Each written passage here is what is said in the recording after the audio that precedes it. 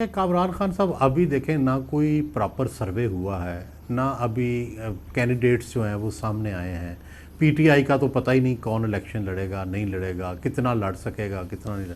लेकिन दो थ्योरियां चल रही हैं, मैं आपके गोश गुजार करता हूँ। एक तो थ्योरी यह है कि इतनी पीटीआई डीमोरलाइज होगी कि नून के लिए वन वे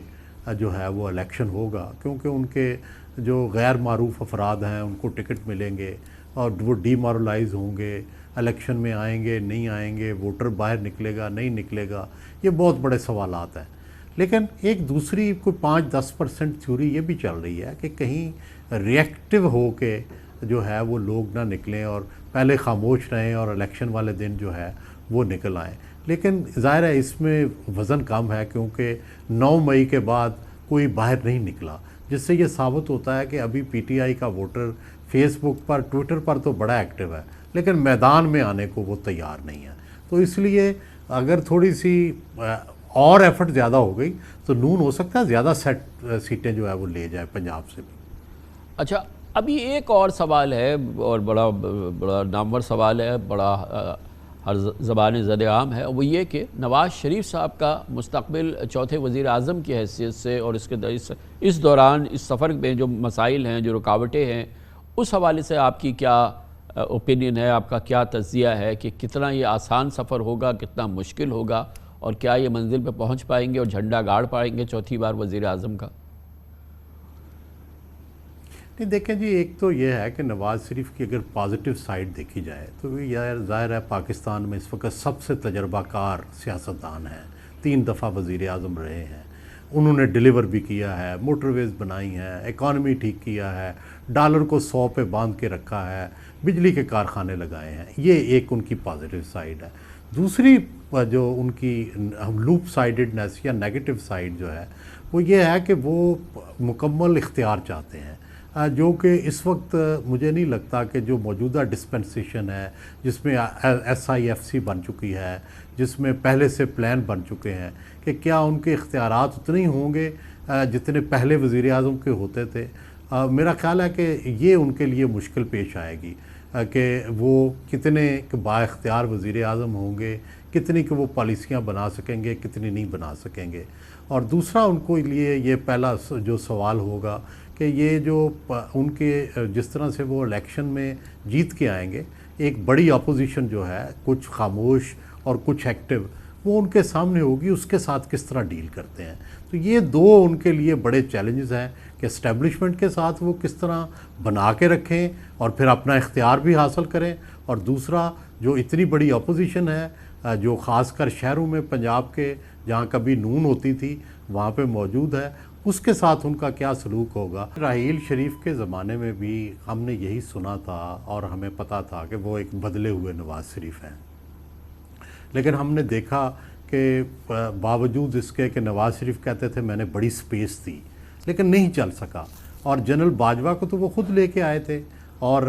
बड़े शौक़ से लेके आए थे, और जनरल बाजवा भी बड़े खुश थे, आपको याद होगा जब वो आर्मी चीफ बने थे, लेकिन वो भी नहीं चल सका। तो इसलिए कोई एक्स्ट्रा ऑर्डनरी कोई नया तरीका ही अपनाना होगा, क्योंकि माजी के तो सारे तरीके फ़ेल हो चुके हैं। और दूसरी बात यह है कि पहले तो कम अज़ कम मुआशी हवाले से मुकम्मल स्पेस जो थी वो वज़ीर आज़म के पास थी, और सिर्फ दिफाई हवाले से कुछ प्रॉब्लम होते थे। ये जो सारे प्रॉब्लम हुए पिछले आर्मी जर्नलों के साथ, वो दिफाई फ़ैसलों पे हुए। अब तो मुआशी हवाले से भी इस्टेब्लिशमेंट का बहुत ज़्यादा दखल है। तो क्या नवाज़ शरीफ इस फ़ज़ा में कितना इंडिपेंडेंट काम कर सकेंगे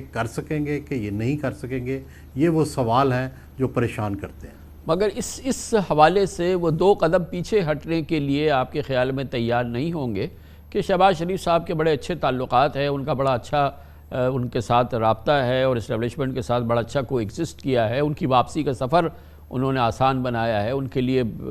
तमाम राहें गुलो गुलजार कर दी हैं, तो बेहतर है कि एक अच्छा सफ़र और एक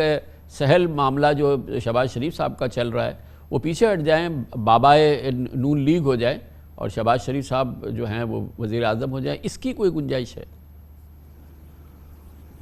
मेरा ख्याल है कि असल फार्मूला तो यही है कि जो नवाज़ शरीफ साहब हैं, साल 2 साल 1.5 साल प्राइम मिनिस्टर रहना चाहते हैं, विंडिकेट हो के तो वो यही चाहते हैं कि मैं अगले या शहबाज शरीफ को या मरियम को, ज़्यादा शहबाज शरीफ साहब का चांस है कि मैं उनको ट्रांसफ़र कर दूं और ख़ुद जो है वो सियासत से अलग हो जाऊं या ऊपर बतौर सदर चला जाऊं या जो है सिर्फ पैटर्न बन जाऊं। मेरा ख़्याल है कि फार्मूला उनके जहन में यही है, लेकिन एक दफ़ा वो चाहते हैं कि मैं विंडिकेशन हासिल करूं, मैं वज़ीर आज़म बनूं, फुल फ्लेज वज़ीर आज़म बनूं और ये बताऊं कि जो मेरे साथ बड़ी ज़्यादतियाँ हुई हैं, और उसके बाद जो है वो यही चाहेंगे जो आप कह रहे हैं। लेकिन पहले वो जितनी देर वो रहेंगे उस वक्त भी ये इख्तियारात की का जो तनाव है या कशीदगी है, ये तो बहरहाल उन्हें इससे गुज़रना पड़ेगा। मेरा ख्याल है कि अगर बात तो आपकी बिल्कुल सही है कि जब इकट्ठे रहे हैं तो बनती नहीं है तनकीद, लेकिन मेरा ख्याल है जो वो फ़ायदा लेना चाहते हैं, एक तो सिंध में फ़ायदा लेना चाहते हैं कि मुत्तहिदा के साथ जो नून लीग का इत्तेहाद हुआ है, तो पीपल्स पार्टी के पास अपनी डेवलपमेंट या नौकरियों के अलावा अगर कोई सियासी बयानियाँ हैं तो वो हमेशा से यही रहा है मुत्तहिदा के ख़िलाफ़ और जो है पंजाब की पार्टियों के ख़िलाफ़। तो एक तो ज़ाहिर है वो इस पे बैंक करेंगे, और दूसरा वो ये कोशिश करेंगे कि ये जो आप स्पेस अपने लिए क्रिएट कर रहे हैं, अल्टीमेटली इलेक्शन के बाद उनको जो भी सेटअप बने उसमें हिस्सा मिले। तो ये उनके दो टारगेट्स हैं और मेरा ख्याल है इसमें वो कामयाब भी होंगे। कैसे आप कह रहे हैं कामयाब हुए हैं? नहीं, कामयाब हो जाएंगे वो, हो इसलिए जाएंगे। देखें कि क्या उसकी वजह यह है कि देखें नून लीग को भी अगर गवर्नमेंट बनाने के लिए किसी के साथ इत्तेहाद करना होगा तो पीटीआई से तो इत्तेहाद मुमकिन नहीं है, और किसी सियासी जमात की इतनी ज़्यादा सीटें आने का इम्कान नहीं है। पीपल्स पार्टी की 40 से 50 के करीब सीटें तो आएंगी, तो जब ये आएंगी तो ज़ाहिर है ये कोलेशन गवर्नमेंट जो है इससे बनने का इम्कान है। तो राय साहब, इसमें तो कोई शक नहीं है कि पीपल्स पार्टी की सियासी हिकमत अमली के मेमार तो आसिफ जरदारी साहब हैं। तो ये जो हिकमत अमली इस वक्त रोल आउट हुई हुई है, जिसमें ख़ुद आसिफ जरदारी साहब बहरहाल खामोश हैं, और वही इस हिकमत अमली के मेमार हैं। देखें, ये बिल्कुल वही गेम खेल रहे हैं जो गुड काप बैड काप वाली नवाज़ शरीफ और शहबाज शरीफ खेलते थे। सारे डायलॉग जो हैं वो आसिफ जरदारी साहब करते हैं, और एग्रेशन के लिए और पॉलिटिक्स के लिए और वोट बैंक के लिए बिलावल जो हैं वो लीड करते हैं, और जो पार्टी की एस्टेब्लिशमेंट के साथ मामलात हैं उसके लिए जरदारी साहब डील करते हैं। लेकिन मकसद दोनों का एक ही है, ज़्यादा से ज़्यादा स्पेस लेना, और दोनों इकट्ठे हैं। दोनों के अगरचे तजाद नज़र आता है लेकिन है नहीं। अच्छा, बज़ाहिर इलेक्शन 2024 में सुहेल भाई साहब ये बताइएगा कि पीपल्स पार्टी के लिए अंदरून सिंध या कुछ शहरी सिंध के हलकों के बाद स्पेस कहाँ पर है जहाँ पर कि वो कुछ सिग्निफिकेंट अभी जो ग्राउंड रियलिटीज़ है उसके मुताबिक कोई कामयाबी हासिल कर सकें या पेशकदमी कर सकें? देखिए, पंजाब को हम 3 हिस्सों में तकसीम करते हैं। नॉर्थ पंजाब है, नॉर्थ पंजाब में एक सीट पीपल्स पार्टी ने जीती थी, राजा परवेज़ अशरफ वाली,